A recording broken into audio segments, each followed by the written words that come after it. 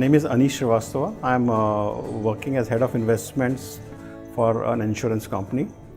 I'm in the markets for last 25 years.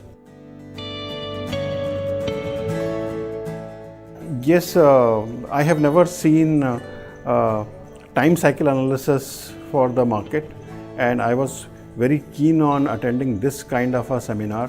This is the first opportunity that I got, and Mr. Anant has explained us so beautifully that I'm really interested in putting a lot of time and effort in this and understand this whole process.